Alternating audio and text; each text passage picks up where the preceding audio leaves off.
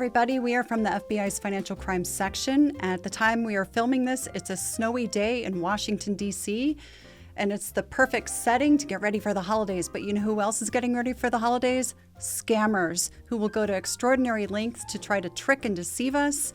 And we're going to talk about what to be on the lookout for, and how the scammers are using the holiday spirit to try to take advantage of people, and even us and our families. And we do this for a living. We just don't fall for it. We just don't fall for it, but we are targeted. We're targets right? all the time. Absolutely. All the time. Let's take a step back and let's talk about the bigger picture. Let's talk about the threat landscape. What are we looking at? What exactly is a scam? Well, really, a scam is just really a type of fraud. And there's different methodologies, different ways that these frauds are really carried out. And they're just evolving and changing throughout the time. It's just along with everything else. It's getting more complex, more elegant, more sophisticated. Wouldn't you agree? Yeah, there's always new ways that criminals are trying to separate people from their money. And a scam is very simply them lying to get your money. And there comes in so many different ways. It could be employment fraud, romance scams, investment fraud, anything. But tech support, right? Yeah, but it's all just lying to the victim and getting their money. Any type of scam can occur throughout the year, but there are certain scams that tend to spike during the holidays. Let's get into those. What are some of those that we typically see this time of year? So we do see a lot of the bank impersonation scams. We see them throughout the year, but definitely during the holidays. And so you're going to get emails, you're going to get messages, whether that's text, you're going to get information through the mail that's impersonating your bank, asking you to do things that you normally wouldn't do. Very common one is asking for passwords, asking for login information, right? And you don't want to give that information away, but it is scary the amount of people that can fall victim to it, because as we've been discussing, with AI and with other sophisticated tools, those communications from the bank impersonation scams, they're becoming very real. They're starting to look very real compared to what we would normally receive from a bank. Right, and they might tell the victim, the targeted victim, that their account has been compromised, or that their funds aren't safe, or something we've commonly seen, that the victim needs to hand over his or her credit card to a courier, to give the credit card to the courier to take back to the bank for safekeeping. All kinds of things like that. And the bank's really not going to reach out to you for that kind of stuff. But I think in the holiday season particularly, we tend to get a lot more financial activity that we're doing. We're making a lot more purchases. And so when a bank, supposedly when your banker calls you and says, you've been making a lot of strange purchases, you think, maybe I have. I'm buying from companies that I wouldn't normally buy from for giving gifts. And it seems like it could be a believable phone call, but it's usually not. Let's talk about charity scams. Yeah. This is season of giving, right? That's you want to exactly be, feeling that holiday spirit, giving to those that are in need. And unfortunately, scammers know that, and they're there to take that money for their fake charity. They're there to just strip money as often as they can. You'll see people putting out requests online for emergencies that they might be having, people asking, and it could be as unsophisticated as someone in an online Facebook group that you might be in saying that they had an emergency and they need help and their house burned down and I need to buy all new, Christmas presents for my kids, and couldn't you help me out? Can you just Venmo me some money? That's a good example. It's just a smaller scale, but then you also have people that are running gigantic, seemingly legitimate online charities because they've been buying ads online. Their website is slick and it seems like a real legitimate thing. They have all this nice imagery, nice pictures. They have stats online. They seem like a real charity. Sure, I'll donate to them. I want to help your cause. But that charity maybe doesn't actually do any charitable work at all, and you're just lining some scammers' pockets. So what would be a good step for someone to take before donating to a charity? You want to research that charity to see if it's, one, legitimate, and not just looking at their website, but looking up reviews. So if you are researching the charity name plus review, you could go to Charity Navigator website. There's several different nonprofit websites that will review charities and give you like a rating as to how they use it. The Better Business Bureau is also helpful. Sometimes a charity is listed on there, just as if you're validating a regular company as well. Give them a call. Give them a call. And, if a lot of these charities, their financial information has to be disclosed, and you can look up their financial information on the IRS website. So that's definitely something you can do to verify.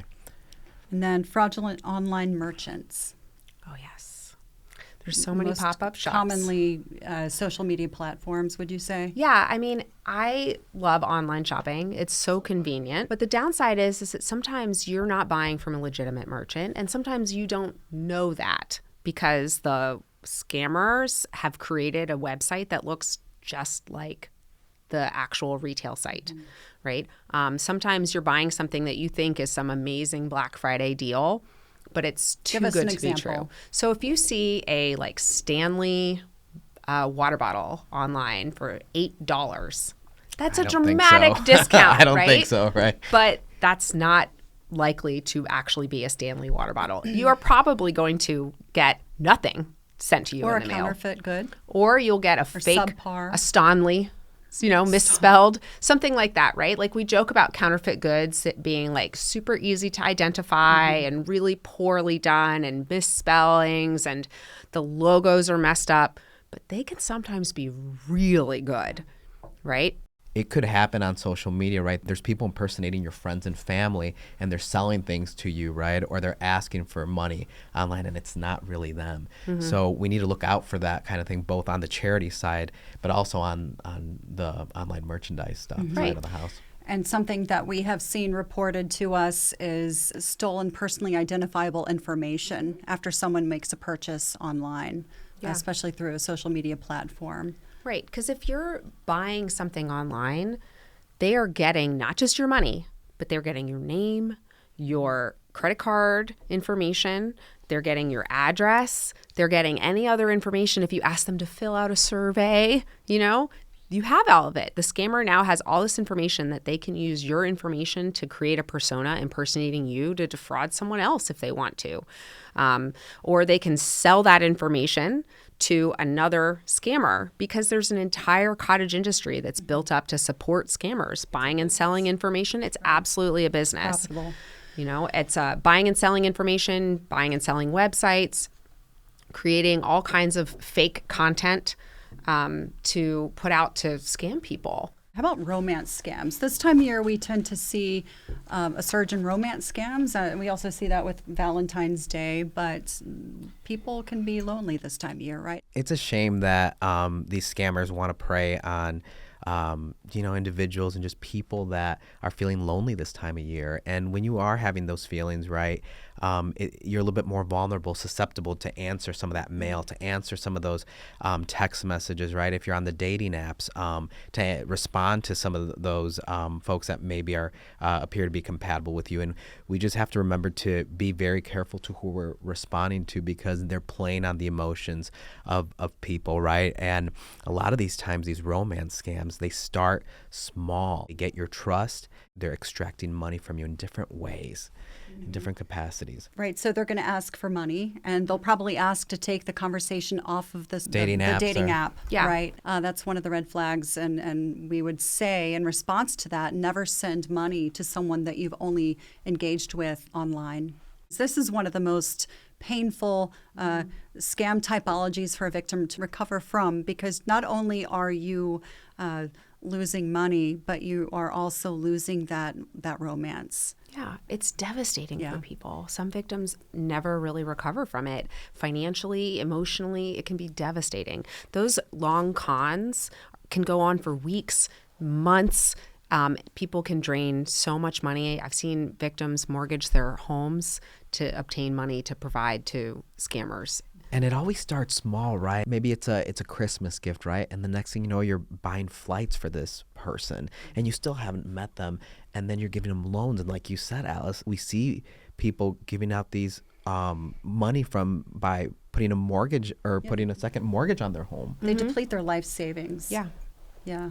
It's a shame. And let's talk quickly about employment scams. A lot of times in the holidays, people are looking to make some extra money. And so you used to go to the mall and get a just a seasonal retail job. But now there's so many jobs online. People are looking online for jobs. You might find a fake employment ad on a legitimate employment website. You're communicating with this company. You've never heard of this company, but you think that seems so plausible, right? They're going to pay me a good salary for very little work. And this would be wonderful. What a boon for me. But sometimes that's just an opportunity just to steal your money or steal your information. They want you to apply for the job, and now they know everything about you. Maybe they're looking to get you interested and then say, oh, you need to pay for access to this website. You need to do some work for us before we'll pay you. And if they do hire you, sometimes you're just being hired to open bank accounts for people to use, to launder money. Money mule. Right. And then you're complicit in this crime. You're helping them defraud other people, or you're creating businesses in their name, and you think you're someone's administrative assistant, but you're opening a LLC for them. Well, and again, especially during this time right now, we're susceptible to that, right? Because of the holiday season. And if we are lonely, if we just lost a job, right, and that opportunity arises, I mean, this is when we're susceptible, and our scammers know that. Yeah. And finally, I would say gift card scams that involve gift cards as a method of payment. Right. So there's a couple different ways that those can get done. If you purchase a gift card in the store, it has no value on it, right? But scammers will steal the information off the back of the cards, sometimes paying people that they have employed to go to a store, steal the information off the cards, and then when the card is purchased by you or I to give a gift to someone via the gift card, that gift card balance now is immediately drained by the scammer who has already stolen the information with the card information for that card. So that happens, but also we see scammers asking victims of any number of fraud schemes to make a payment to them via gift card. Because what it does is it separates the scammer from like their banking information, right? So the scammer's not saying pay me at my account or Venmo me at my account. They just say put money. I need gift cards to this retail shop or, stored value cards, and they can just transfer the money to them. That way you take a picture of the back of the card. They'll say, just send me the picture. And once that number has been sent to the criminal, it's impossible to get those monies back. Yeah. You can't. Right. There's no refund there. And as you said, the point of it is to lose that paper trail, right? Mm-hmm. Without the paper trail, right, there's no connection to them. If we're looking to send money to people, we should use the vehicles that exist out there to do it. Like you said, gift cards are not intended for that. They're intended for gifts. Yeah. And a lot of the times with a gift card, unfortunately, you get like a double hit because your money that you paid to give a gift to a friend for the holidays, you have no idea that you've lost that money sometimes until your friend tries to use the card. They can't. When victims are paying and they're going to the store and buying these cards, so many people are purchasing gift cards now that it doesn't seem out of the ordinary. So they can kind of increase their cadence of that fraud in the holiday season. If somebody has been victimized, what is the first thing that they should do? They can report it to ic3.gov. And what is ic3.gov? That's the Internet Crime Complaint Center. So that sends the complaint to us at the FBI, and we can act on that as quickly as we can. And now we might not be able to catch the person that's stealing your money. We might not be able to get it back, but we might be able to. If you report within 72 hours, we can try to get it back. And it has to be a wire transfer. Yes. Right. We can't recall things like cryptocurrency transfer. It doesn't work that way. But we will do what we can to get the money back if we can. And we take that information that's provided in the report and we can aggregate that with other victims to try to identify who the scammers are that are scamming this group of people. Absolutely. Right? And then we can build cases around that and go after them. So a lot of times people might think, oh, no one's ever going to get this guy, right? Like I'll report it and it kind of goes into the black hole of the internet. We're actually using that information. And we need that information to give us the best chances to go after these actors, to go after these scammers. You're giving us the best shot at it. So we can't do this without the American people. Absolutely. Those are very good points. What are some other steps that folks can take if they've been victimized? I definitely recommend that you talk to other people about it. We should be having these conversations with each other, with our family, with our loved ones. It's something that you shouldn't be embarrassed to talk about. A lot of people sometimes find it embarrassing that they fell to these scams, but as you've said earlier, we all get targeted, Right. and it does not discriminate on anything. Yeah, we like to reframe it as helping people. Yeah. Right? Yeah. And we know that the numbers reported to the FBI's Internet Crime Complaint Center is an underrepresentation of victimization because people might be afraid to report out of fear that they will lose their independence or embarrassment. But remember, everybody can fall victim to a scam. Absolutely. So we urge folks to report it as quickly as possible to the Internet Crime Complaint Center, ic3.gov. And in addition to reporting to law enforcement, you're also going to want to report to your bank. Let them know that whatever account was compromised, if it was compromised, if you had fraudulent charges on your credit card, if you made a payment to someone that you believe is scamming you, tell your bank what method you made the payment. They'll keep an eye on things for you, and they'll report it if they need to. They'll keep an eye to see if other customers are falling victim to it as well, things like that. And you might also need to contact a credit bureau to put a freeze on your account. If your information has been compromised, not only has your money been stolen, but your identifying information has been stolen, you're definitely going to put a freeze on your account. So what makes for a good IC3 complaint? What should folks report to the IC3? You're going to want to give us how you communicated with this scammer, any contact information you have for them, and how you paid them, any financial information that you have for them. Tell us about the scam. Tell us about how much money you paid, how you paid it, when you paid it, how they contacted you, what they said, and what you did. The more information you guys can give us, the more we have to work with here Absolutely. at the FBI. And if you are an individual age 60 or older, the Department of Justice has its Elder Justice Initiative National Elder Fraud Hotline, and that's 833-FRAUD-11. It's a free service, and you will be assigned a case manager. You can also report to the FCC Consumer Complaint Center. They will take complaints of communication fraud, so if you're getting text messages or fraudulent phone calls and things like that. Yeah. And if you can, definitely save all those communications that you have for in case you do get contacted by law enforcement in any way. You can definitely share that information with them to help them with the cases. And also stop communicating with the scammer. I was just about to say that. Yeah. Beat me to it. Stole your thunder. Absolutely. But stop. You don't have to convince the scammer that now you know, because they will tell you everything they can to convince you that you're wrong, and they are completely above board and everything they've told you is true.